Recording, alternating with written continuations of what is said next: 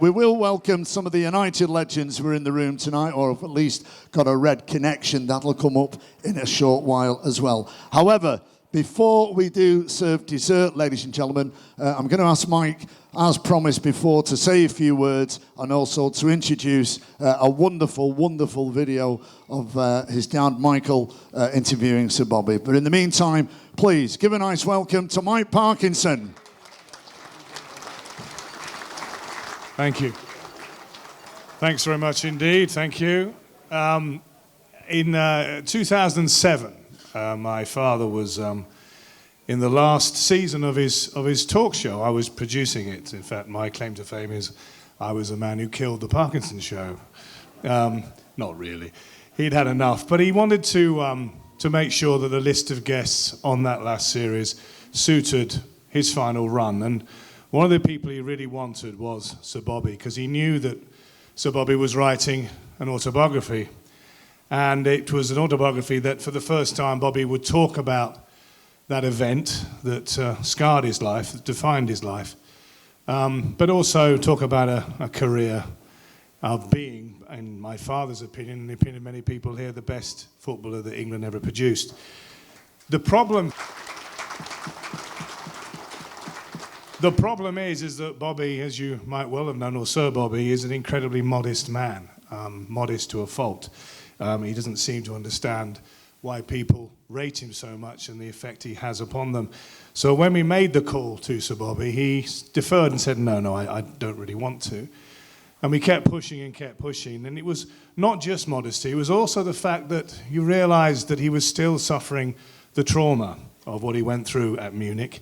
But also what he was suffering was that thing that he felt, the guilt of the survivor. The fact that he'd left so many of his close friends on the tarmac at Munich. And it was something that he could never really come to terms with. But my father, I never did this, but he actually called Bobby himself. And they talked, and they realised that it was the right time for both of them. Because not only were they in reflective times in their lives, but also they were friends. Because my father saw Bobby when he was part of that trio with George and Dennis, who defined what Manchester United was and what Manchester United stands for.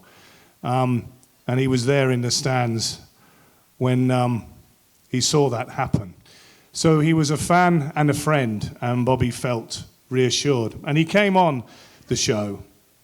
And it was an extraordinary interview because he talked about George, he talked about Dennis, he talked about all the times that we all remember, but he also talked about that dreadful event and what it did to him. So let's be reminded of that in someone who can talk about himself far better than I can talk about him. And the only thing I want to leave you with is that my father said to him after the show, he said, you know, Bobby, you are extraordinary. He said, because, as I said, you are the best footballer that England has ever produced. He said, no, that's not me. That was Duncan Edwards. So let's take a look at Sir Bobby, being interviewed by my father. As I say, it's 13 minutes long, but I tell you, it will go by in a flash. Thank you very much.